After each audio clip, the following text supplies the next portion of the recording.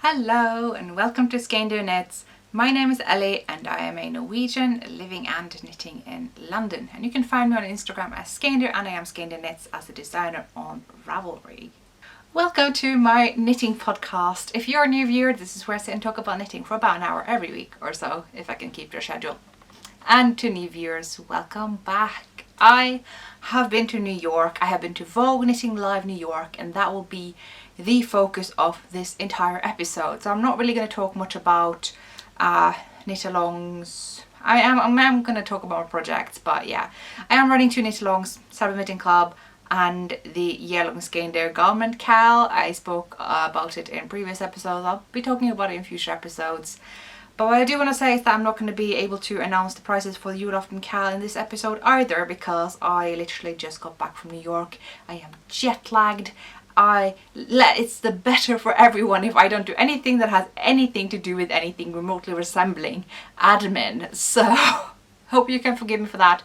I will be sure to say early on in the episode where I do announce those prices so that you know what to look out for.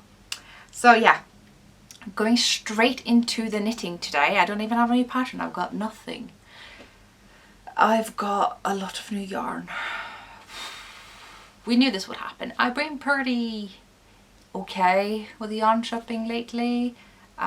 We can talk more about that as I get into acquisitions, but you know, when you go to a yarn show, you know what's going to happen. I'm not even trying to kid myself. So before that, I do want to talk about some of the projects that I've been working on before and during and after Vogue Knitting Live and my whole New York visit. Also, episode 130 seems weirdly appropriate given that I am 130 minus 100 years old. Oh my god, my sense of humor is so bad. That's not even a joke. I'm 30. I've turned 30 and it makes me feel kind of funny because when I was 26 I thought I was 30. I only hung out with people who were like around 30 or early 30s, and then I suddenly didn't quite feel like being 30 when actually becoming 30. So, you know, still a student, still living in a flat share, but my goal for my 30s, I have 30s goals, okay? To no longer live in a flat share, to no longer be a student, to live on my own, and it's going to be great and have all these ideas. I even have a Pinterest board for it, so there. But yeah, I just wanted to say thanks to everyone who have shopped in my birthday sale. That was amazing. Thank you. Thank you. I don't know when this episode goes up, if the sale's still going. Maybe, maybe not. I just want to say a big, massive thanks. Honestly, it's thanks to you guys and like, you know, everything to do with Skeindeer that makes me really, really hopeful that my 30s are gonna like knock my 20s out of the park. It's not gonna be very hard, but you know, I am really aiming for like really awesome 30s, and it can be downhill from there. That's okay, but I'm gonna have 10 good years. So is this a very like optimistic episode, or is it the I'm not sure where I'm going with here, but let's just talk about some knitting. Oh, before I get into that, I do this a lot. Before I get into that, I am guesting on the Voolenvine podcast.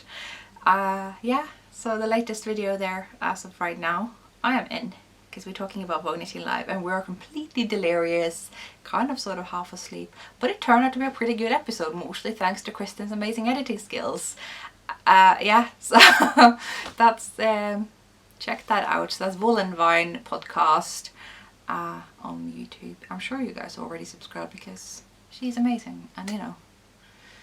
Anyway, the knitting. I did talk about this project in my previous video, the My Make 9, so I'm not going to talk about it in too much detail here. It wasn't like an official episode, but it was like a lot of detail, and I'm gonna have a lot to get through today, and I'm hoping to do it before anyone comes home. I hate sharing. Out of my favourite yarn, almost, maybe one of them, Vilje by Hillesvåg, their fingering weight lamb's wool, I am knitting this weird colourwork sausage. It's supposed to be a sweater, it's going to be a sweater. This is Blomsternet in the most recent Kofteboken 3. Third Kofteboken, which they keep saying is final, but I'm really hoping it isn't, because I really love that series of books, and why stop now? There's so many colorwork cardigans out there in Norway. So they're basically about recreating traditional colorwork cardigans, and they do also sometimes come up with new ones. And I believe this is one of the new ones that they have come up with, and it's bottom up.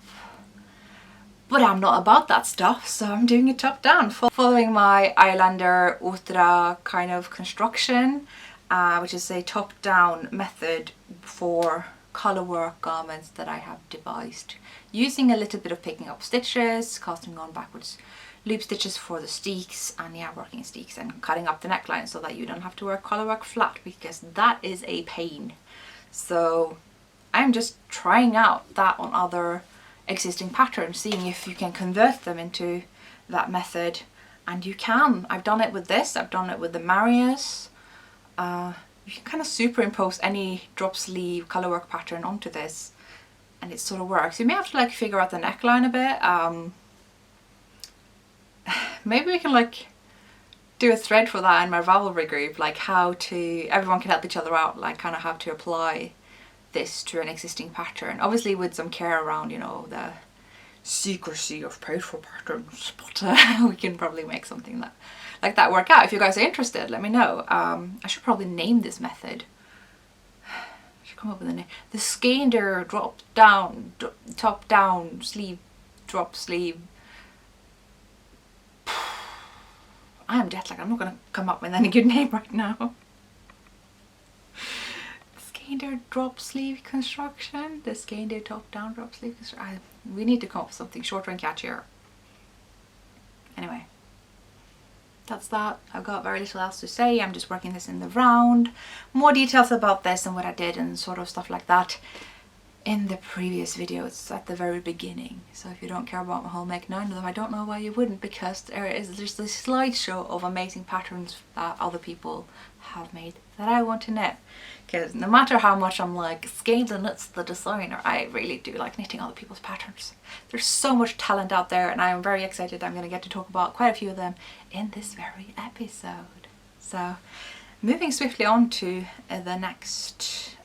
Now, what was probably my main go-to project during my whole New York stay, because it was just so simple yet had enough stuff to do that I would never like run out in that sense. Like I wouldn't just like, oh, I finished these socks, what do you now? That was this yoke. This is, see if I can remember this time because I forgot on the Voolenvine podcast, it's Mamma by Tina Hauglund, also better known as Strikkesilla. She does a lot of books in Norway, and she's just like an all-around fabulous designer and a really cool person.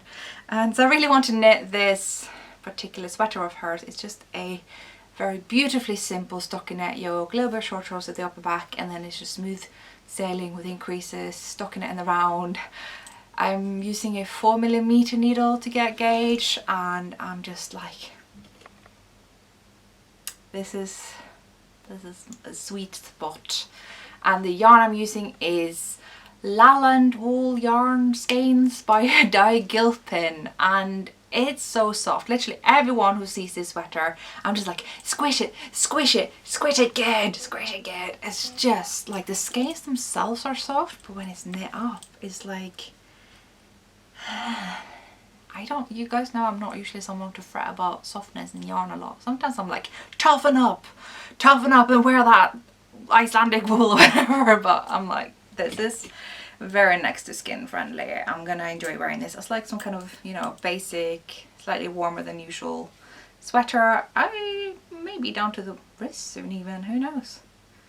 Might do some long rib cuffs. Yeah. So I'm absolutely loving this colour, the sort of peacock colour as Kristin would say. I guess I end up just calling everything bottle green. I'm not sure this is bottle green. Blue green. It's kind of heathered, which is just gorgeous. I love this. Perfect yarn for this sweater.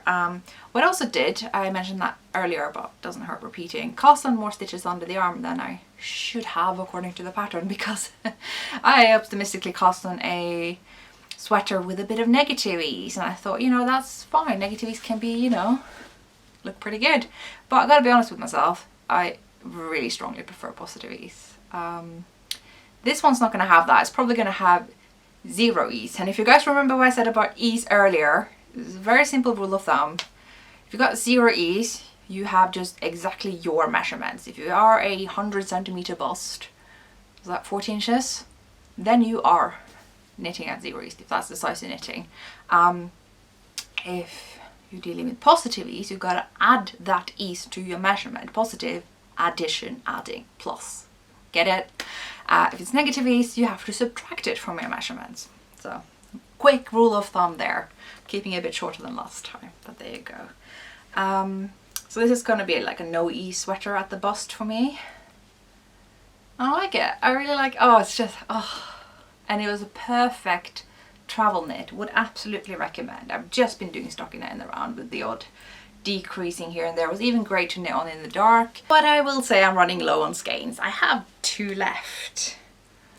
And I even have bought 1 extra since I bought them all. This is going to be a problem. I don't think I have enough.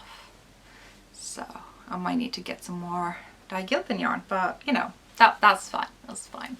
So yeah, it's in my pink hazel project bag. I got all of this stuff at Edinburgh Yarn Festival last year, which I'm gonna miss so much this year. I know, we all are. Really, really, really hope they're gonna come back next year. Yeah. Anyway, that's Le Vuitton Mama. Kind of translates to Dandelion Mommy. That's cute. Anyway, another project I have been working on is the Yorkville sweater by Mina Phillip of the Knitting Expat podcast. I haven't really made very visible progress since you saw it ages ago, but I'm working through it. It was a very nice project to have when I was sat a bit more still in the Airbnb that I was renting, and just needed something that just had a little bit more interest, because there is a little bit more knit and purl to keep track of here, but still very simple. So I'm just working down the front now. Yeah, there's not much progress since last time, but I thought I'd give it a mention.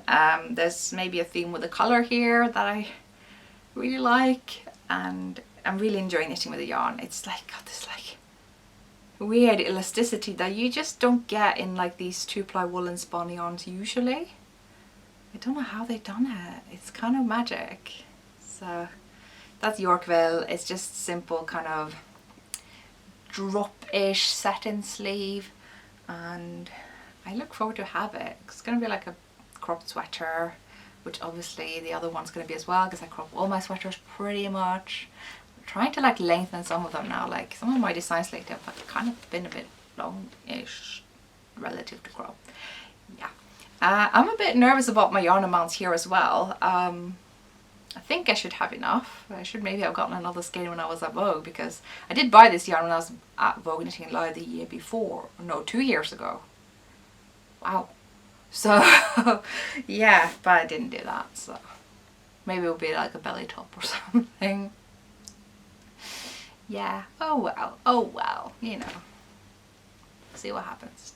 There is a project that I should probably talk about in works in progress, but I do want to talk about it during acquisitions, kind of to break it up a little bit, because it's a lot, and because obviously I'm knitting with one of the acquisitions and I don't want to spoil anything. So I'm going to talk about that project when we get to it in acquisitions.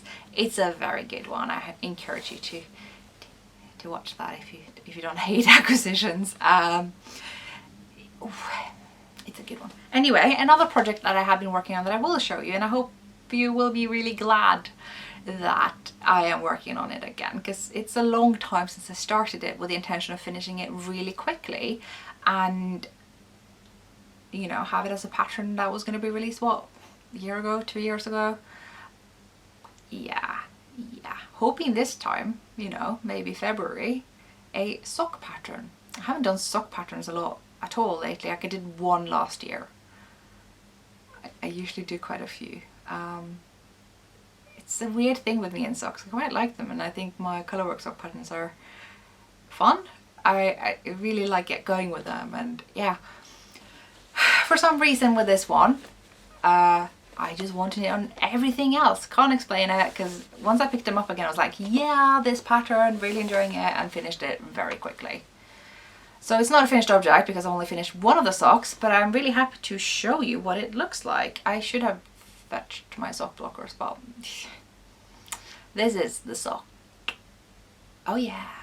So this is knit in Stranded Dye Works Blueface Leicester nylon. I think that's all the bases are, like just the actual yarn. So this is the Blueface nylon sock yarn, fingering weight, pretending we have the sock blocker here. It's not been blocked. I bound this off on the plane. And get a bit closer so you can see it closer. Just ignore the like giant pepperoni spot on my chin and it will be fine. So this is basically what we're dealing with here. Wow, that is overexposed, isn't it? I'm very pleased with it. It's using Amy's Anti-Valentine colorway, so that's kind of why I thought I'd have it out in February, just in case she's going to do that colorway. I don't know, should have asked her. But yeah, so I don't know if I can tell you much. Yeah, I mean, it's got a pretty cool construction method because it's toe up and you increase and increase and increase for this little gusset here. And then the way you kind of work the shorter heel turn makes it so that you have more stitches for the leg than for the foot, so that you can get this color work over your heel and it will fit, because color work doesn't have the same amount of give as stockinette does.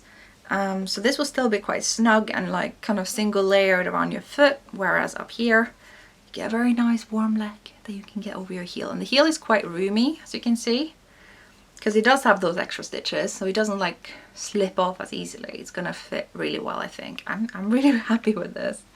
It's coming across a little bit brighter on camera. This is probably a bit better, isn't it? Maybe.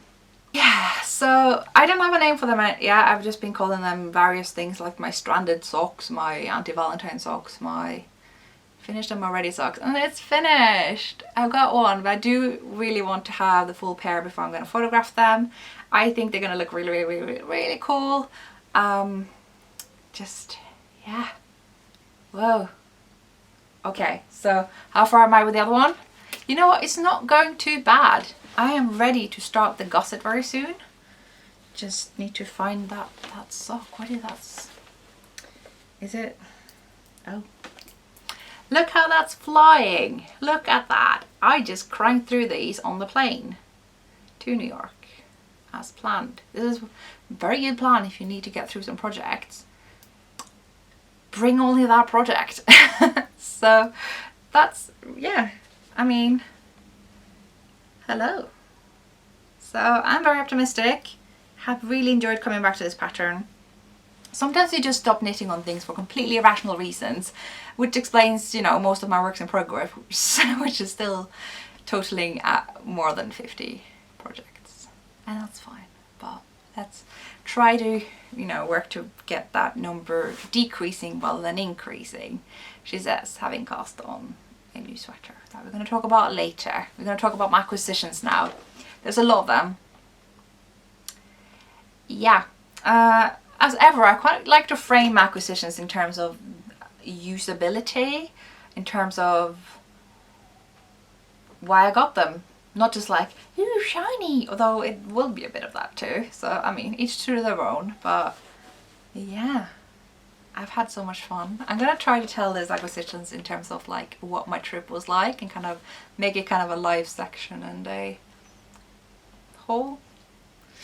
Yeah, so trying to crank up the entertainment value and reminiscing about all the stuff I did, my birthday weekend, my trip to Vogue Knitting Live, all the hogs. Didn't even get a cold. Oh yeah, I did. I seriously thought I'd get a cold. Could feel my tonsils at some point, just like working on it, and they have earned their stay. I thought I was going to get rid of them, but they have earned their stay. Very, very proud of you guys. Well done. You annoyed me for a bit there, but well done. Thumbs up. Anyway, where do we begin? So I flew out during kind of the evening, as the plan. So, you know, you just stay up really, really late so that you can fall asleep at a time that's quite late in UK time, but it's just the right time in New York, so that you wake up at the right time. Worked out beautifully, really well. I was quite tired the evening of that day that followed, but would recommend that. It was a really good time to travel, and I stayed in an Airbnb in Williamsburg, which is basically the New York equivalent of Shoreditch in London, so I felt right at home. I'm pretty sure Shoreditch continuously tries to be Williamsburg, not the other way around. And my Airbnb was alright. It was a clearly like a bachelor pad studio. Didn't really have much of a cozy homey feel, but it did the job. It was nice, it was clean, it was unfortunately terribly sound insulated. You could hear everything from the street to the train to the people above, and the people above, most of them were okay, but like the new Airbnb tenants that moved in like the day of my birthday, just the day before I left, they were acting like they were the only people in the house, and it was really annoying. But besides that, very happy with the location. Williamsburg is great, so that was really good, and it's just one train ride away from Manhattan, so I could easily get to Vogue Knitting Live the following day. But having said that, I did do quite a bit of exploring the day leading up to Vogue Knitting Live, because it only started 5 o'clock in the evening on the Friday. I don't know how I managed to do these brilliant things, but I left my coat at home. I sat on the train and I was like, I'm gonna check the weather forecast in New York, wonder what that's like. Probably a bit cold now. Last time I checked it said it was gonna be 4 minus. Oh yeah, 4 minus. Wait a minute. I didn't put my coat on when I left. I was gonna wear that, and I don't have any outerwear. I brought like some thin woolly cardigans that I thought would be suitable inside Vogue Knitting Live, where it gets quite hot. But I've got nothing for 4 minus Celsius. Help! So realizing I need that even just to get off the airport.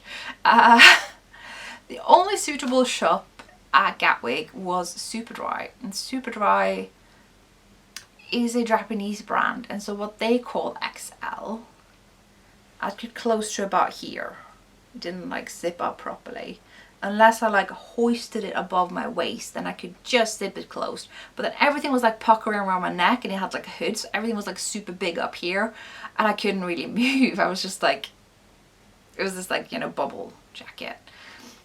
Very nice and warm, definitely did the job, but it's kind of infuriating that in the whole of Gatwick, although I should specify that in the UK, especially the big London airports, it's very common that the airports are effectively shopping centres. They are where you get stuff for your trip, often tax-free, but I don't think it's that much cheaper.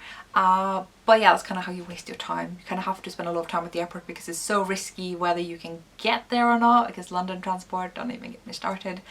So it's quite frustrating when you're there and literally the only place you could hope to afford and actually get appropriate outerwear doesn't have your size.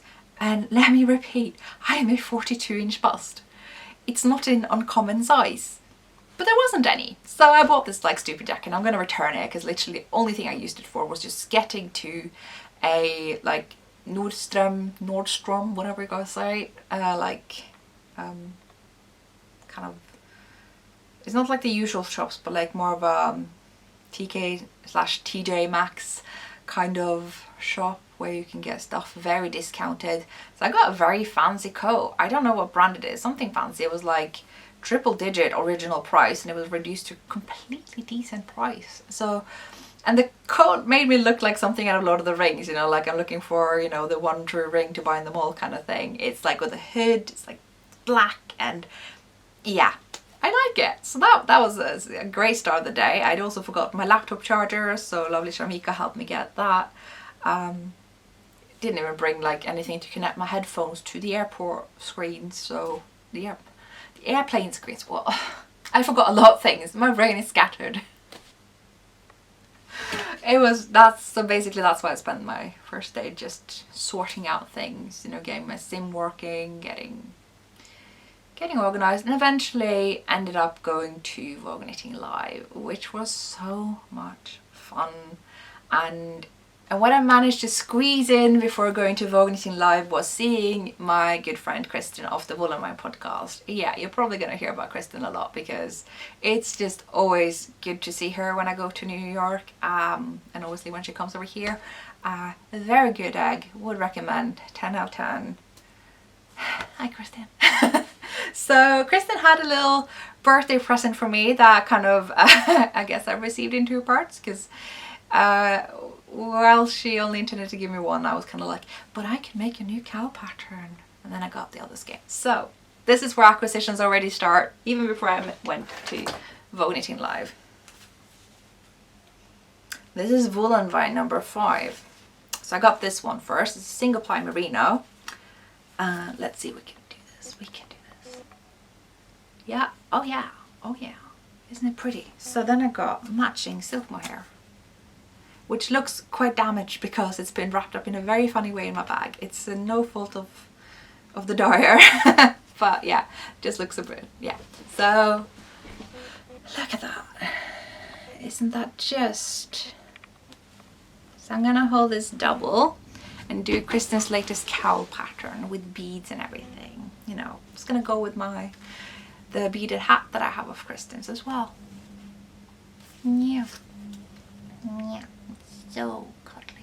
So that's a Skeindeer perk / birthday present. Thank you, Kristen. It's just, yeah. I'm realizing I'm telling you guys stuff in the wrong order, because before I met up with Kristen and we had lunch, I managed to actually run into a lot of yarn shops. First, I found a Michael's, or Michael's found me. They actually got really nice yarn there. I didn't get anything, but like Patterns Cross got some really nice 100% wool yarn. Like I would have totally used that for like sweater arg or something. But I only stumbled upon that on my way to Woolen, because I realized Woolen was in very short walking distance to where I got my coat. I managed to stay strong at Woolen, but then I saw on the map that, you know what, Woolen is a short walk away from Brooklyn General. So I'm gonna go there, and I wasn't that strong. But I've made a very good choice. I got a sweater quantity of Magpie yarn, and you may have heard about Magpie fibers. It's a hand dyer in the US who I've heard of, and you know, you hear about stuff from the US and you just go, oh well, that's what they've got over there. It's the latest star, yeah. And then you see it in person and you go, oh my god, I get it, I get it, I get the hype, I get it, I get it. This is nice. How do I choose? Had I known that they were going to be at Vogue Knitting Live, maybe I would have been able to wait, but I was just... Also didn't know that they would be selling with spin cycle yarn, and they were in the shop when I was like, ah, look at this yarn. Yeah. Also, it's really nice to see Carleen there, where she was working in there, so awesome. Anyway, I got this. I got, what, 5 of this beautiful grey yarn. It does actually have a tiny hint of blue, but it's mostly the window light. It's pretty just grey. See the Magpie logo here, in case you're wondering. Yes, it is spelled like Magpie. This is their Solstice DK. It is, what, 50% domestic superwash merino. Does not at all feel like superwash to me. And, whoa, where's the other one? 20, there's the sticker in front of it. I think that's got to be 25% silk and 25% domestic cotton. It's all domestic. They're all like very much about sourcing locally and within the US, you know, short traveled and all that. It's really great. This is the Selkie colorway. It's so soft. It's so soft. So I was like, yeah, I need a sweater in that. I don't even know what, but could do another sweater hog, to be honest. Easily. I want to wear this. That was what I realized when I felt this. I want to wear it. So whatever the plan is, I mean, it's going to be a sweater. I bought a sweater quantity. I only bought sweater quantities, I'll have you know. So no, you know, single skein problems here. I just need to find the right pattern, or the right pattern needs to find me. Maybe I'll make one. Why can't I just get pattern or yarn support like any other designer? Anyway, this is it. Or if you could just feel this, oh, anyway, I keep saying anyway. You guys want to see the whole quantity, don't you? This is the whole 5 skein little monster. Oh yeah. Oh yeah. So I bought that at Brooklyn General, which is a lovely yarn shop in New York, by the way. I do really love all the New York yarn shops. I'll tell you about them as I go through my story and where I went. So yeah, after I had lunch with Kristen, I went to Vogue Knitting Live and met up with all the good eggs. It's kind of a bit of a haze, a bit of a blur, but I very quickly ran into people that I know. I met Denise from Earth Tones. Girl? Why did I want to say like yarn and fibre? I don't know. I am delirious. But it was really nice to meet her right away. Yeah. So then it was the fashion show. They did a fashion show where a lot of people had like signed up for their designs that they got to show off on stage. And one of them was Soraya of Malika Wire, who basically does jewellery out of hand-dyed yarn. She's local to me here in London. We do meet up to knit every so often in a group, and it was really nice to see her creation up on stage. And we were like, she's ours, she's ours. So that was really awesome and well deserved. And yeah, ran into a lot of my, London crew. They were there. That was really nice. And I then basically just bolted straight to the only yarn that I knew I wanted. I wasn't sure they're going to have the exact, weight and color there, but I was hoping. And yes, they were there. And I got my sweater quantity, which for anyone who watches the Stranded podcast may think that this looks sort of familiar. I basically bought the exact same yarn and colorway that Amy of the Stranded podcast got to make a sweater that she did. This is from Neighbourhood Fibre Company. I'm gonna just put 2 skeins down so you can see one. Close-up time. This is so nice. So yeah, Neighbourhood Fibre Company. Everything in that booth was gorgeous. I just wanted everything, and I kept coming back to it. It was like, maybe I want another sweater quantity. But I contained myself, even though they also had this at the Argyle yarn shop that I went to on my birthday. It probably won't be the last time I get this yarn, probably in different colorways, although, this colorway is pretty much everything. They were super, super nice in that booth as well. Had some nice chats when I was returning, trying to resist more. This is basically 100% merino, superwash merino worsted weight yarn. 400 yards, 8 ounces. So that's why I only needed 3 to knit myself a garment. I think 8 ounces is about the same as 200 grams. So it's kind of like a 6 skein sweater quantity, only it's 3. Very convenient, and compact and stuff. It's the Waverly colorway, and I heard a lot of good things about this base from people who have worn it, say that it's pretty much pill resistant. Now I think there's a lot of factors involved in whether something is pill resistant, depending on what sort of garment you made with it, how tight you knit it. There's that gauge thing again. Drink every time I say gauge. Yeah, no, I think there's a lot of factors involved, but the yarn is a huge one, and this seems so round and well plied, and I think, yeah, I believe it. No matter how much these have been in my suitcase and I travel with it, it still looks really good. So I don't know exactly what sweater or say cardigan I will make with it. Some garment for sure. Whether I design with it or find an existing pattern, I don't know. But I am very excited to make something with it. I really like it and would buy again. Also, I thought it was really clever to give this to everyone who bought yarn at Neighbourhood Fibre Company, because when you are selling at a yarn show and you give out really good bags, people are going to be using those bags for everything that they buy, and you basically have amazing advertisement. It's smart, and it's still usable. I will be using it for my groceries. It's just, yeah, love a good tote. So as I was saying, Magpie were also at Vogue Knitting Live, and I was like, oh, I already bought yarn from them, so I'm not gonna go there, and buy yarn. Don't need that. I already got a sweater quantity from them. Only, ooh, burgundy. Ay. So I was standing next to their shelves for a very long time.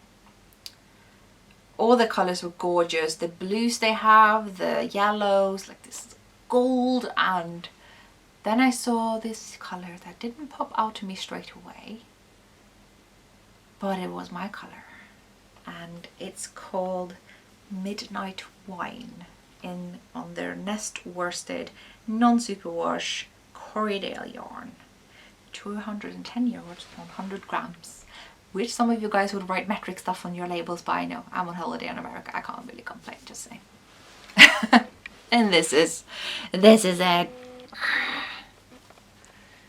Yes, yes, yes, okay. It's very dark, kind of more on the maroon side of burgundy. Yeah, Midnight Wine. I'm just feeling this. I am here for it. Yeah, got a sweater quantity, another sweater quantity from Magpie. Yeah, and you will notice I got quite a bit. Look at that scrumptious sweater quantity. Ooh. So yeah, double Magpie. Double Magpie. I'm thinking some throw over cardigan, something easily wearable, like a kind of, yeah, throw over cardigan. Is that a thing? I feel like that's a thing. Something that doesn't like necessarily button up or anything, just like I just need to wear a blanket with sleeves. I don't have a specific idea. I'm thinking some kind of texture, I don't know, but I got quite a good quantity to explore with that. I mean, I joke a lot about like, oh, I don't get yarn support, oh silly me.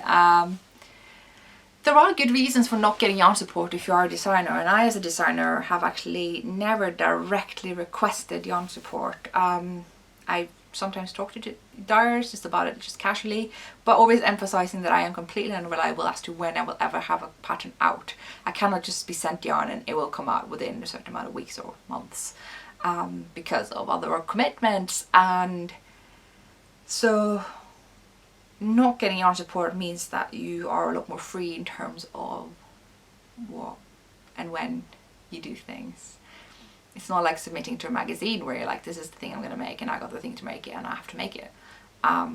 So I quite prefer that. But also, if you don't have yarn support, you are a lot more freer conscientiously to recommend other yarn bases, often more affordable or available, accessible yarn bases, commercial yarns.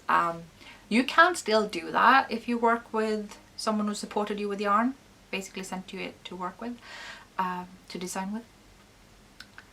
But some people may get grumpy that you do that and you don't know who to, unless you maybe tell them, hey, could you give me yarn support, but by the way, I will also recommend other yarns to my knitters. And some people may say, yeah, we don't do that. You have to just endorse our yarn if we're going to work with it for this particular pattern. And others will be like, yeah, yes, that's fine, as long as you do it for our yarn too. It depends. People are different. People prefer different things. So that's a huge factor for me, is that I want to, without any sort of guilt or like, yeah, self-imposed guilt, I might add, to, yeah, when it comes to recommending a plethora of yarns, which I like to do. So that's just a thought about that. I did actually, I ran into Jennifer Steingass, who I actually talked to for the first time, which was really nice. And we talked about this very thing, so that was interesting. She was at the Mayak booth, which, I mean, every time I go there is like effort to resist the beautiful yarn there. It's amazing. It's a bit of a budget issue for me, but also it's one of those yarns where I think, you know what, that is something I would love to design with. I need to get my yarn support act together. So maybe that will be like a goal for when I am like solo skeindeering and that's all that I do. I'm thinking out loud. Anyway, really nice to run into Jennifer Steingass. I think her garments designs are awesome, but you already knew that. I was also given this adorable little mini skein from Cake. It says Cake. This base is called Cupcake.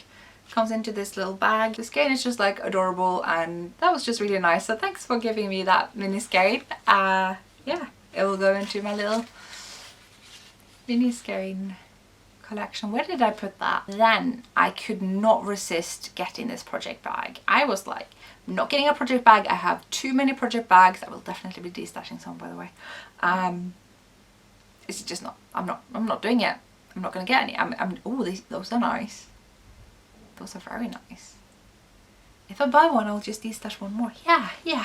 So, I mean, look at the hedgehogs. Look at the hedgehogs. But fabric aside, this is one of those bags that you feel the quality. You just feel that this is good. This is someone who just knows their stuff. It's lined with this beautiful golden fabric. Has like a tiny little pocket here. Well, sorry, here. Oh dear. And it's got these, what do I call it? Like a holdy thing. So yeah, you can kind of knit from the drawstring like that and have it like bright. I love this. I love it. And it's a sweater size, and I do walk and knit my sweaters because I do that. Did it for the little black skirt. I did it for Ultra. It's just how I get by. So this is a bag by Stashstash bags. This is their logo, and they very kindly also gave me a pin that I have dropped. I don't know where it is. So, but the bag is beautiful. Love it. There were a lot of really nice bags there, but this one just called my name, so I got a hedgehog bag. I have a few bags with hedgehogs on actually. I just really like them. I generally like sort of woodland themed things, and I feel like hedgehogs are very much part of that. So yeah, I also do think I know which project's going to go in there, because that's the one I'm going to talk about next, because gold is a theme. So at this stage, I still thought I was kind of good for yarn. I thought I bought the stuff I wanted. I'm going to look for other things than yarn. And one booth that I found had buttons, vintage buttons. They don't even have like an online site, I remember it said, and I don't remember what they're called. Hopefully it doesn't matter that I don't remember, because you can't order anything from them anyway. So they had lots of really cool vintage buttons, and I got 2 sets. One that was all the same buttons, wooden buttons. I love buttons like these. The size, the colour, the fact that they are wooden, and just, yeah. And also they came in 8, which, I mean, I always use 8 buttons, so that's perfect. Then I had to get these vintage buttons. I mean, they're all different, and I just find that so cool. I can't wait to put this on a cardigan. Yeah, so very happy with these button purchases. I mean, there were so many awesome people to run into. I can't even begin to name everyone, but some individuals I was very excited to run to, one of which I met previously when I've been to Vogue Knitting Live, and someone I've not met, and that is Adela of Lola Bean Yarns, who I've never met before, and Gigi, who was her booth babe, who I had the pleasure of meeting 2 years ago at Vogue Knitting Live. And it was so good to see Gigi again, and it was so good to finally meet Adela. I may have popped into their booth quite a few times just to be like, hello, how's it going? Cool, just gonna hang out here. And the problem is also if you go in there and you're like, I want to buy that thing, and you just get that thing because Adela is super sweet. So, I mean, don't tell her I said that, you know, she's tough, but very sweet. And she gave me stuff. Oh my days. First I got this beautiful, adorable Lola Bean Yarn button. This enamel pin of her adorable little daughter Lola, who's like the face of her brand. So that will go onto one of my project bags. I got more pins. These are Shellican pins that Adela also gave me. The Yarny Peach Bomb and Vogue Knitting Live. Ah, yay! So thank you so much. These are really cool. This is the Shellican address below here. Later at Vogue Knitting Live, me and Adela just kind of took the tour around, and you know, I really tried to make her not buy yarn, but you know, I may have implied that when she wants one skein, you should really get a sweater quantity, you know. You should get several skeins. I can't help it. I'm the worst enabler. I'm not gonna lie. I'm just terrible. So, so anyway, we stopped by one booth in particular, and we stopped by a lot of them. But there was one that I hadn't looked at that much, because mostly what they did was like jewellery, and I, for a plethora of reasons, don't really wear jewellery, and they do a lot of really beautiful earrings with like this knitting pattern, and there's nothing here. I never pierced my ears, so I got a lot of earrings growing up, and my sister got them all, so she has like a lot of double pairs. So the ones I'm talking about is Birdie Parker's designs, and amongst all their jewellery, they also did these shawl clasps. And I was like, oh, I like that one, I like that one, I like that one, because that's what I do. I'm terrible. And Adela just buys me one. Like, thank you. Thank you. So, this is what it looks like. It looks like a teeny tiny bracelet. But what you do is, if you're wearing a shawl, just open it up, put it around, and like close it around so it's like hanging here. You got your shawl in here and stuff. I would demonstrate it, but I've finally hung up all my shawls and I'm not taking that down. I've tidied, kind of, just to make the backdrop a bit nicer, because it really wasn't today. Thus all the jumpers are hanging here because there's nowhere else to put them. But thank you so much, Adela. I don't know if you even watched this stuff, but thank you. That was so kind. All my days. I kept reassuring her that I actually have yarn of hers, but it's been staying at Julie's of Sweet Sparrow Yarns for ages, and I thought I was actually going to pick it up this time around, but we just forgot about it, and so yeah, it's going to have to come in the post to me. But I do actually own yarn of hers that I was always really excited to show you guys, but it's been like nearly a year, and yeah. And I'm also saving myself for that gorgeous burgundy yarn that she dyed for Stephen and Penelope in Amsterdam. It's burgundy. I mean, just put my name on it. So I will definitely get my mitts on that. But yeah, thank you so much, Adela. Just ridiculous. Thank you.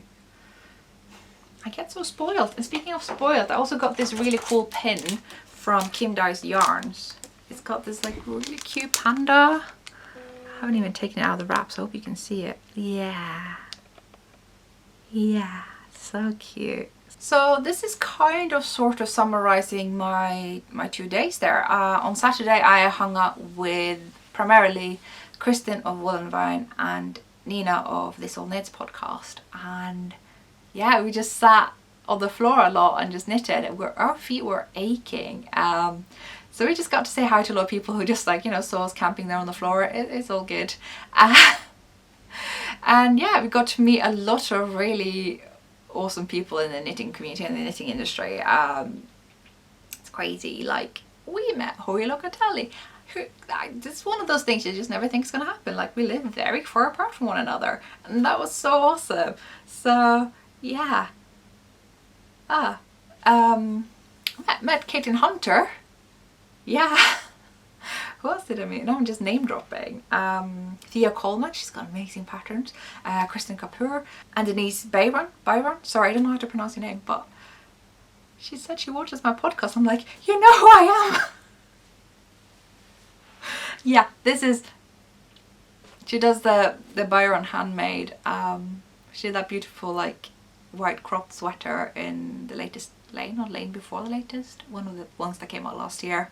Has been a very, you know, big hot name lately, and I have had a fangirl moment. It's all good. So yeah, I just met a lot of really cool people, and it was really cool to have so many people from my local London knitting people there. You know, Sylvia with Cherries on Top 2 was rocking her latest creation, which is like this knitted intarsia jacket cardigan. It was more like a coat, which depicted a sort of African village, which is kind of what she's going for, which is originally from Nigeria. And there was this like really cool fashion designer guy from South Africa, and he was like really excited about it because it reminded him of a South African village, and which is quite far away from Nigeria, I might add. And it just really like got a lot of people very kind of just feeling all the warm things. And I keep trying to talk her into making it into a pattern, but I can sort of see why she may feel like that's a lot of work, because it is. But she did also bring the Nubian Queen cardigan and sweater, which she did rock out there last time, but this time there's actually a pattern for it. She's been selling kits with it with Lady Di Yarns, who was also really happy to get to me. She's awesome. So I hung out a lot in Diane's booth, and I also got to meet Crochet Luna, as she's called on Instagram, and I just love the live stream that the two of them do. And yeah, awesome people, very happy to have met them. And yeah, so they do kits for the Nubian Queen, but also I think Sylvia's like kind of getting the rights back for that soon, and you may see it on Ravelry if I get my way, because I keep trying to make her put stuff up on Ravelry. I'm like your Ravelry coach or something, more like just the Ravelry pusher. So I can't even begin to summarize the whole stay. It went by so quickly. It was 3 days and boom, it was over. At the end of the Friday, I went to String Thing Studio, which is a really cool yarn shop, not too far away from Brooklyn General, actually, in Brooklyn. And it's a really cool like community hub of a yarn shop. They do really cool knit nights. It's like a really cool venue space. But I was so jet lagged. I don't really remember that much, but I got to meet a lot of really nice people, and I'm really happy to be in the yarn shop again, because it's a really cool yarn shop, like I said. And there was some yarn there that was really hard to leave behind, and I'm kind of annoyed with myself now, because even though I ended up with a lot of good purchases, I had like 4 spare kilos in my bag that I could have filled up. Who am I even? So yeah, what did I even do on Saturday? Oh, we went out to eat afterwards. So just a small group of us. That was really nice. It just had a really good meal, and it was exactly what we needed. Just like a small hangout after the whole thing. So I wasn't actually gonna go for the 3rd day, but I did. And I'm really glad I got to even meet more wonderful people. I spent most of the day just sitting and knitting, to be fair, and you know, enabling Adela, stuff like that. But I ended up kind of enabling myself too. I was done buying yarn at this point. Like, how many sweater quantities were that? 3? That's enough. What? See, I kept coming back to the Magpie yarn, and I'm like, I got 2 sweater quantities. This has got to stop.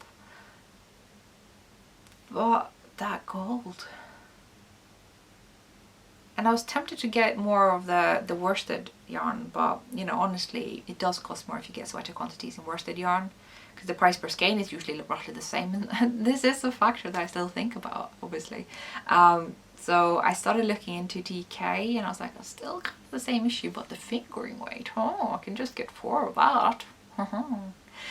And I thought, well, you never knit a fingering weight, Ellie. Like, I do, but I do it mostly if it's woolen spun yarn, so I can knit a bit looser, and I'm like, I'm happy with that. But it will take longer usually if I do with superwash. But I just went for it, and I got.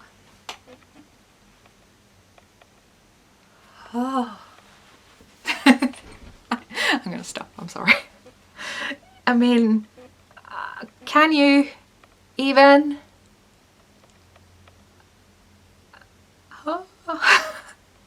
So I got 4, but oh, where's the 4th one? Maybe I cast on already. It is possible, it's entirely possible that maybe I did.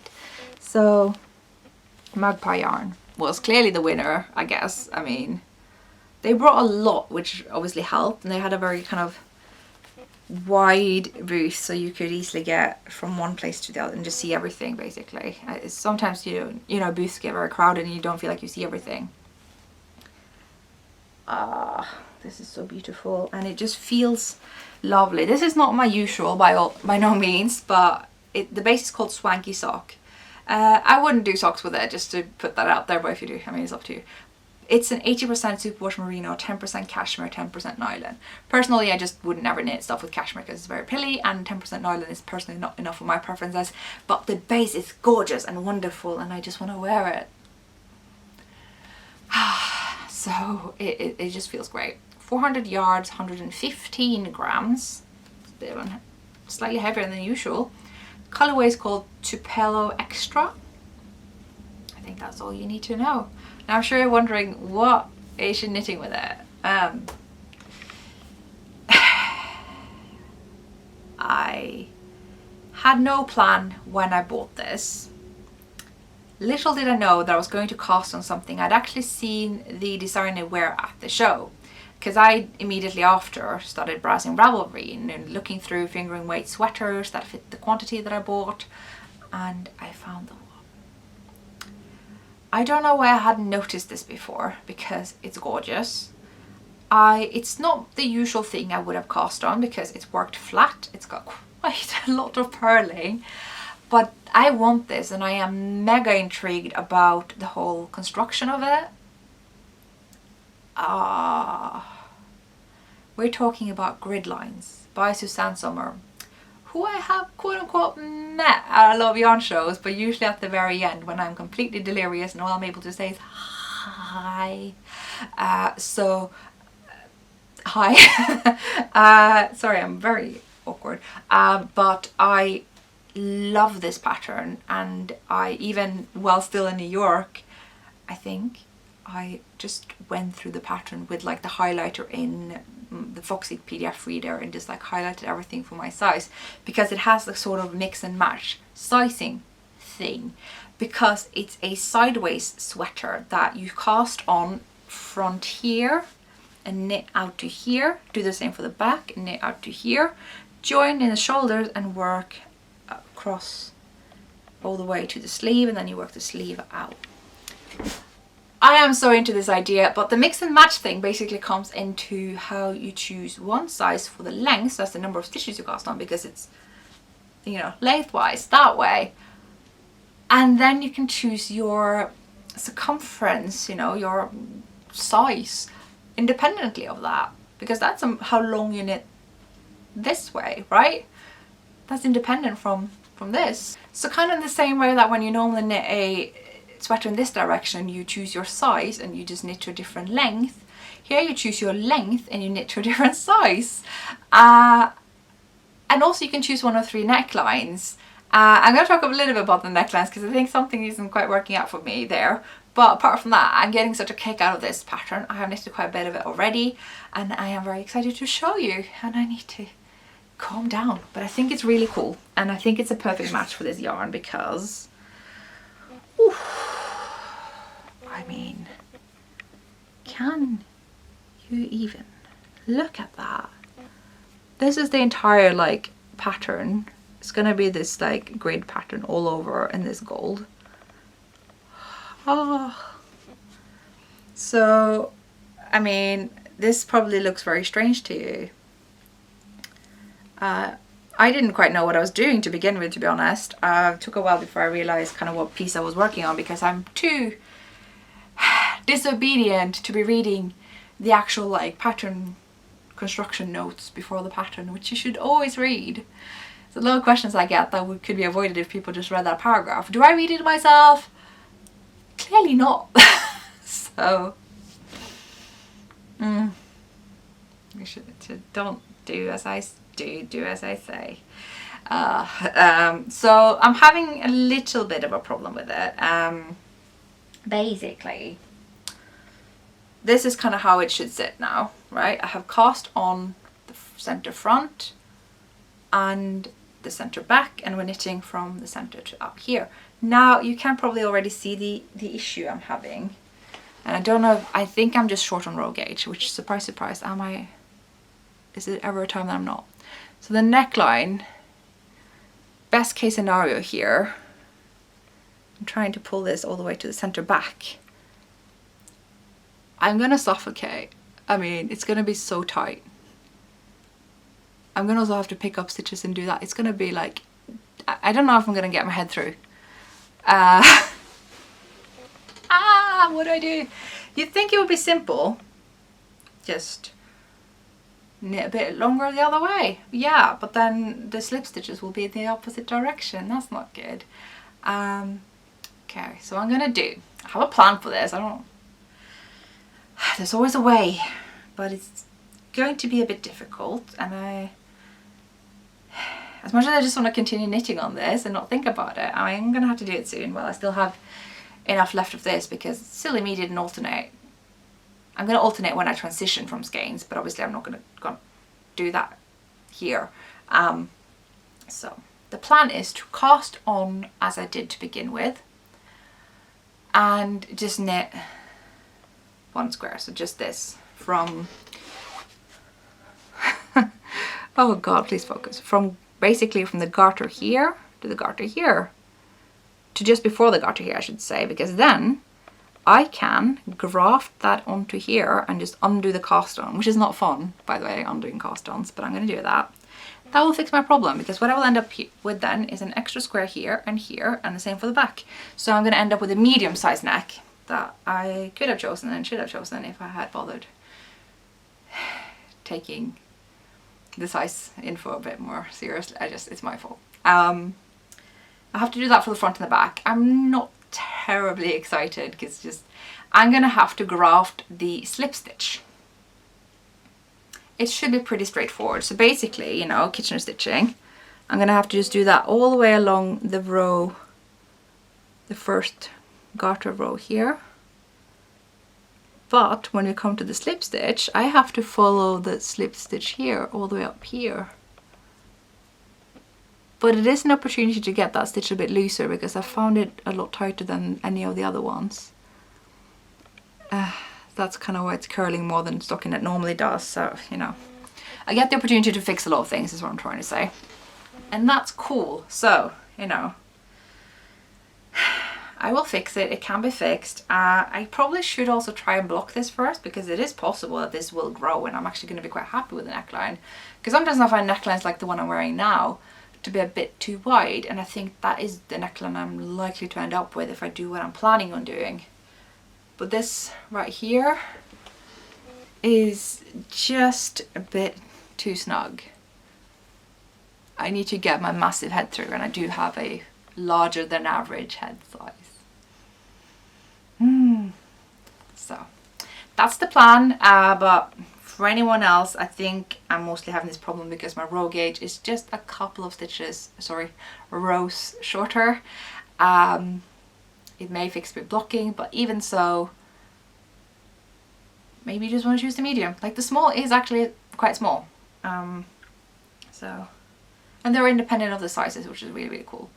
So I'm very excited about this pattern. I just want to knit on it, even though it's got all this purling, which I don't normally enjoy. I am really, just really appreciative of this like kind of sideways modular knitted sweater that is constructed in such a new to me method. I'm having a lot of fun with it. I think it's really interesting. I think it's original. And yeah, it's totally gonna live in my hedgehog bag, even though the bag is way bigger than this sweater. I don't care. Yeah, so I really like this pattern. I'm telling everyone about it. You know when I get really excited about things? Yeah, it's one of those things. So that's that. Did you think I was done shopping yarn? I should have known this would happen. I should have known. Because I mean,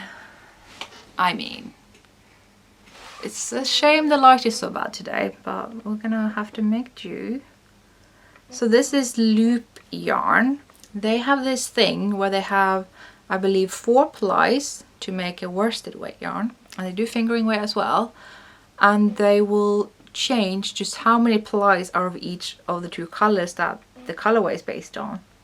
They will have a different one where there are more of the grey plies rather than the red ones, but I got the one with just 1 out of 4 grey plies, and the rest of them are burgundy. I saw Weekender knit in this, and that's kind of what I want. No, Weekender, sorry, I'm already working on Weekender. Nurtured by Andrew Mowry. I feel like the Weekender Nurtured and Woolen Honey sweaters, that's like my favourite Andrew Mowry era, you know, if you could look at it like that.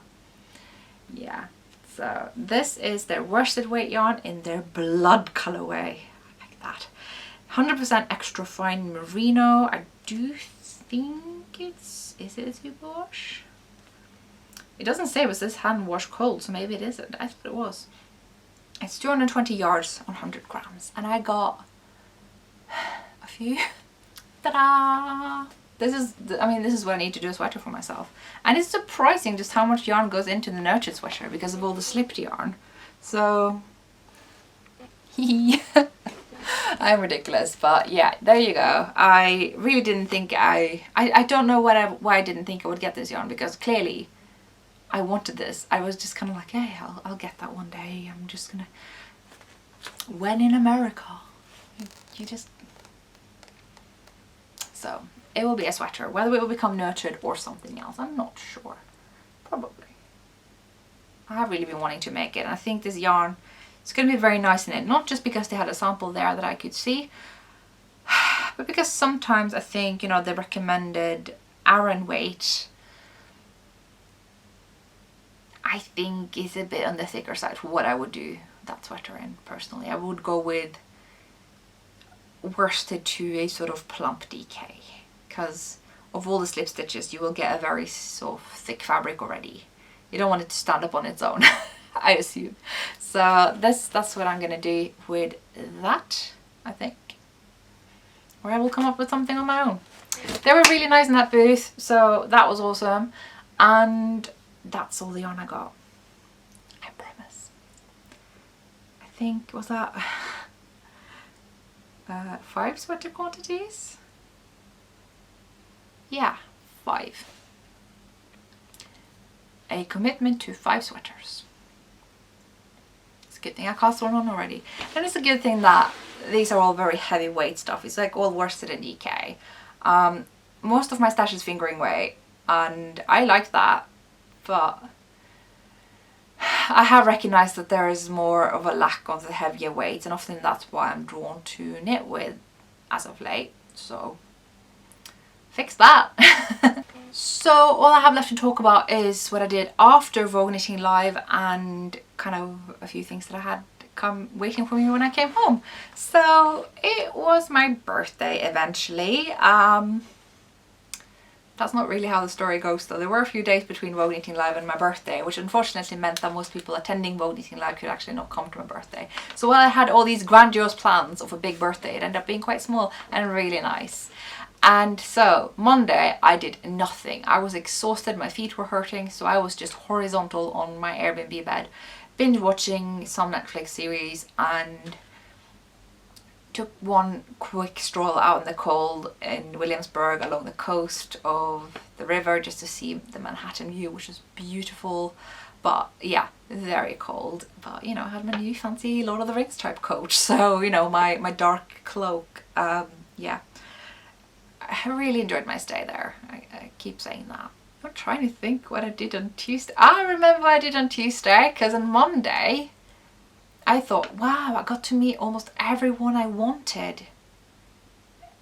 Except I didn't meet Åsa Tryggvason of the ziggurat method. You guys know, the woman who invented how to do this sort of construction, top down, seamlessly, all in one go.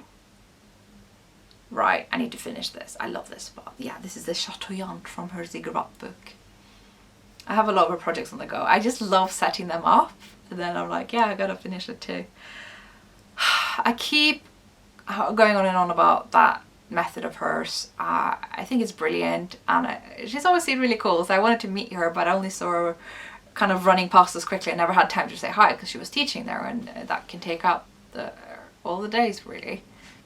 But she had heard from one of you guys that I was there, and then she was like, oh, I would really like to meet her, and I got a text from her that, you know, just asking if I was still in town. I'm like, as it just so happens I am, and I've got no plans for tomorrow. And so we met up, had an amazing several hours long conversation. We went to Nitty City in Manhattan, so the Upper West Side, it's very nice up there. We walked to Central Park, so I finally got to see Central Park, myself, which is gorgeous. We just walked down to the place where Vogue Knitting Live had happened, so I actually ended up going back there, which was strange without all the people.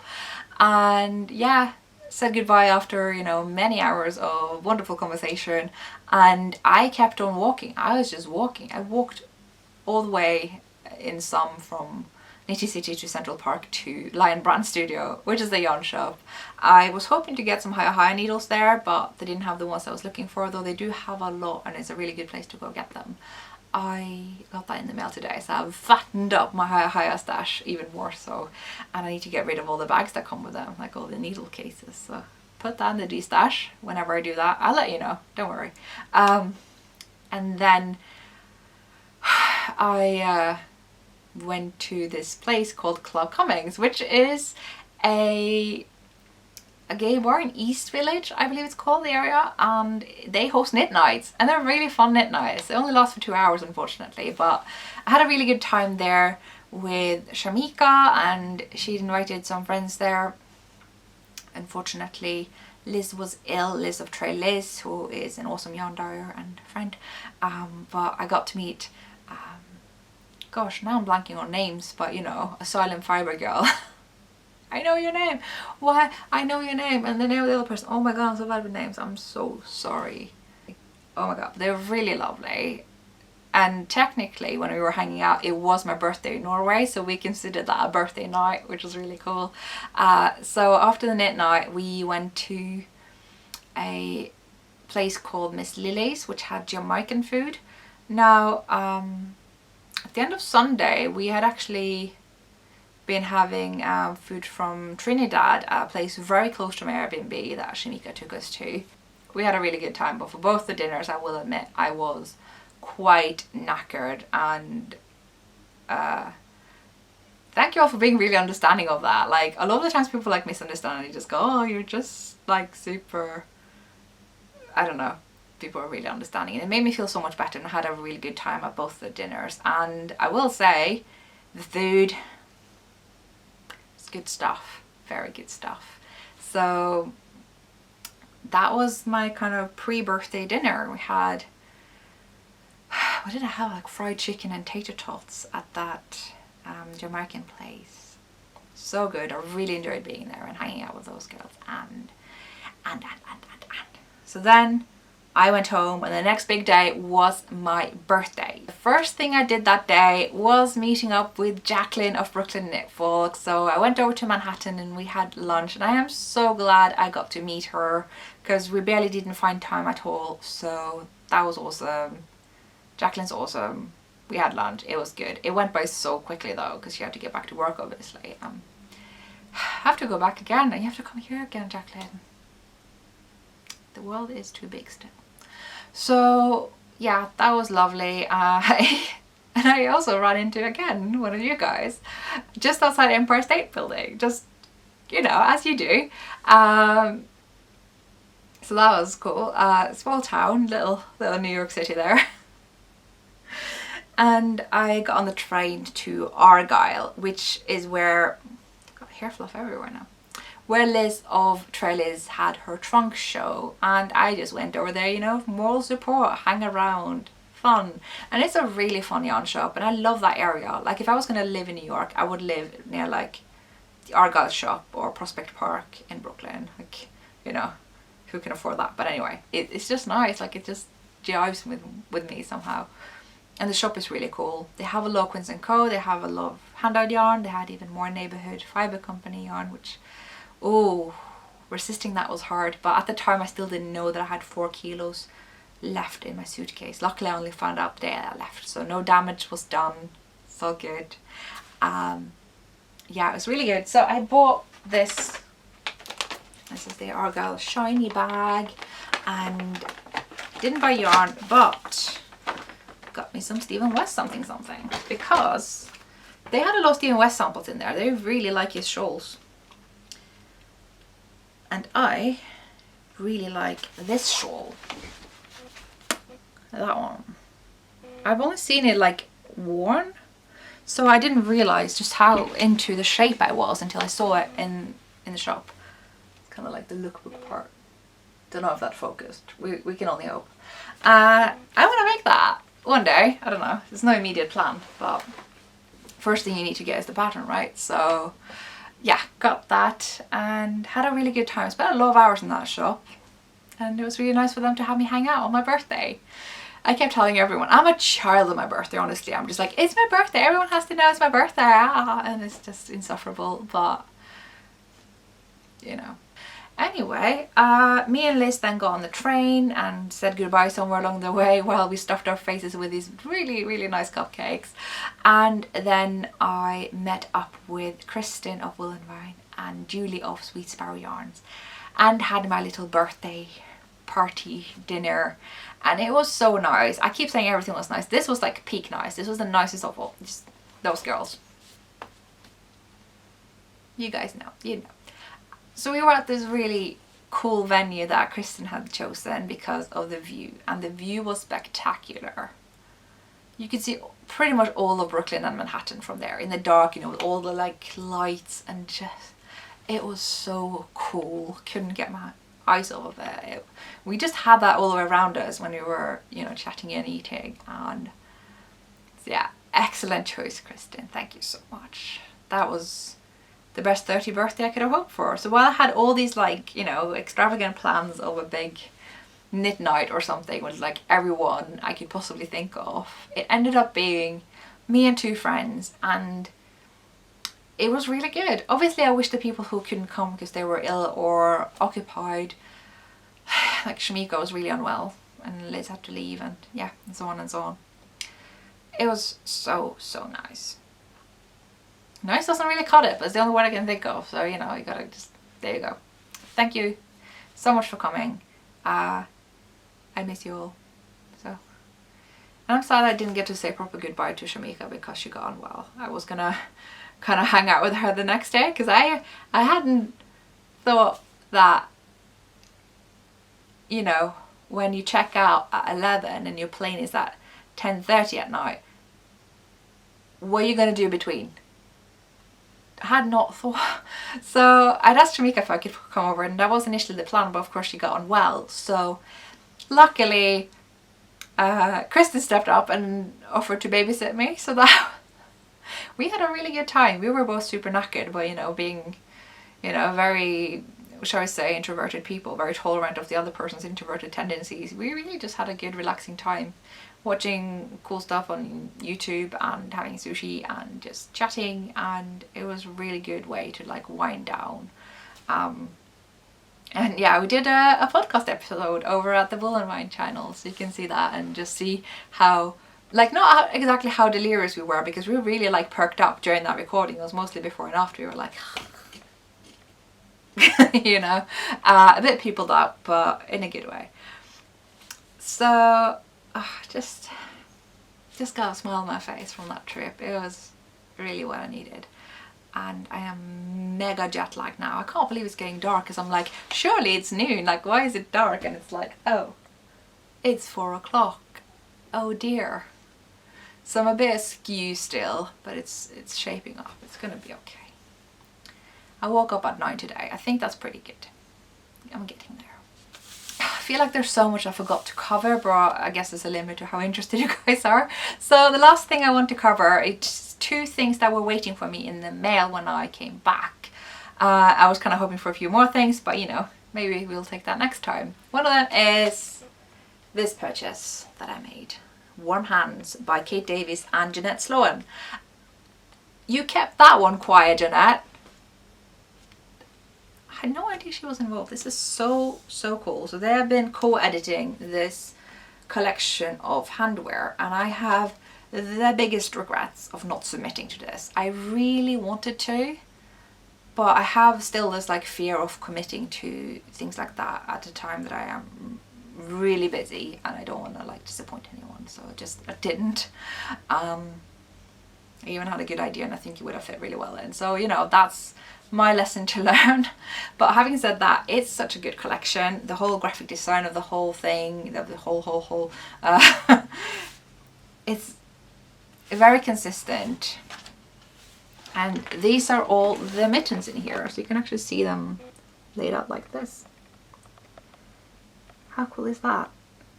And there are so many designers featured here, you know, people you've heard of, people who are newcomers. Sylvia's got a pattern in here, and Jeanette does, of course, and Kate Davies, and there's also a pattern by Sophia of the Drunk Knitter, who I regrettably didn't get to meet. I didn't know she was there, and then, so yeah, next time, Sophia, we'll, you know. So I could show you each and every one of these, but I think the best thing you can do is probably go look it up on Ravelry and see the individual designs there. I've been going on for long enough. It's getting really dark. Look at that. I am like this little blue yellow thing that happens when it gets late here. So last thing I want to talk about besides this, which I wholeheartedly recommend, like you guys know me, I collect everything Kate Davies, so you know that's a shocker. Last thing is behind me here. It's been behind me all along. It's my new wooden Swift. Now, if you watch my podcast, if you're watching now, if you watched my Vlogmas, you will have seen that I bought a wooden Swift, and what I had to say about it at the time was a bit mixed. I really loved it. I thought it was a great value, beautiful Swift, but it didn't seem to work. It wasn't attached to the base. It just came off. So when I was winding it, the whole thing was like winding on its own axis, and it just didn't seem right. So I got in touch with them and I was like, is it supposed to be this way? And they were like, no, it is not. Please return it. We'll send you a new one. And the whole thing just took a bit longer because I went home for Christmas, and they were very patiently sending it to me once I was back. They've been amazing in this whole thing. I need to send them an email to thank them now that I have it, because it's just amazing. I really like this Swift. So yeah, I want to show you a bit closer. This is the baby. So the previous one was not attached here, like it's supposed to be glued or something, and it just wasn't, so it just came off, and winding the whole thing became a problem. The whole thing would come off if I tried to do this, right? So that was all not great. But this thing, I think it cost me £39, and it's beautiful, wooden, quiet. Oh, did I need a new Swift? Maybe not. It's my third Swift. I left my first one at home in Norway with my mom. She wanted to have one, so I'm like, that's fine. So that's fine. But this one's mine, and I really wanted this Swift because, well, it was good value and wooden and beautiful, but also this thing, because most of the time when you get an umbrella Swift, you have to attach it to a table. And I need a Swift that I can easily remove from wherever it's placed, because I have very little space, you know, hashtag minimalism. That's very involuntary minimalism, believe you me. And yeah, I'm all for minimalism though, don't get me wrong, as a lifestyle, not as an aesthetic. But yeah, so I need a Swift that I can easily remove. And so having this sort of base that stands still on the table when you're winding, but it's easy to just like take off and put away, it's everything I could have hoped for. I really like this Swift. I got it from Ida's house, so they were the ones who were really helpful when it didn't work. The brand is Scheepjes or Scheepjes, I'm not entirely sure. I think it's a Dutch name, and they make a lot of really cool things. Like I got mugs from them. I really like what they make. This Swift is my favorite. So, and it's just really pretty. Like I want to have this as like decoration. Like I like to leave it, well, a little bit open. I like to leave it like this. I just like that look. Whee! It's great. Other reasons that I bought this is that I have this. This is an Amish style Swift where I placed some skeins that I'm gonna wind for the Yorkville. I just haven't yet. It's really good. It's also really easy to remove. You just have to remember to hold on to this leg and not this one, because then everything falls apart. So you can just do this, and it also can just like come apart really easily, and you can just pack it away very compactly. But it's got a lot of bits. I like to keep it like this and put it up on a shelf. But it's a bit limited to the skein size. If the skein is bigger than these, you're gonna have a problem. The umbrella Swift can do bigger skeins. So I now kind of just have two 2 Swifts depending on my mood. And they're both beautiful, so, you know, hashtag beautiful and useful, as Anushka would say. So yeah, I would like to keep them both and use them both, and I don't see anything wrong with that. So I have 2 Swifts now, and that's fine. And they're both really, really gorgeous. This is a Chiagu Amish style Swift. The reason I want to keep this Swift is actually, it's really easy to use to wind skeins. So usually I use it to, you know, wind them into cakes, but you could do it the other way around with this one a lot easier without it getting tangled up into the whole umbrella kerfuffle. It's a bit squeaky, but not too bad. It's a bit noisier than the umbrella one, I will say that. The whole thing kind of tumbles on the table a bit. So yeah, this one's good for winding skeins one way or the other. The other one's good for winding skeins of various sizes, though these pegs are obviously adjustable, really adjustable actually. You could put one in one place but keep the other one in that place, and it just, yeah. So all in all, I love them both. Can't really tell you which one you should go for without above the other, because I really just like them both, and they're just aesthetically pleasing. So that's my Swift review, kind of unplanned, but there you go. And that's all that I had for you guys today. I want to lastly just say thank you to everyone who came up and said hi to me at Vogue Knitting Live. Thank you. You were all really awesome. It was really nice to meet you. Everyone was just very sweet and kind and lovely, and I feel very spoilt. and I don't know enough words to explain what the week has been like. I'm really glad I went. I'm really glad I got to meet everyone, and I really need to go lay down, get something to eat or something. Yeah. I'm full of all the feels.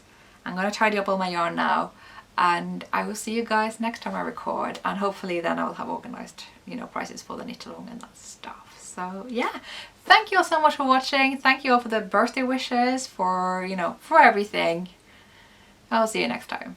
Bye.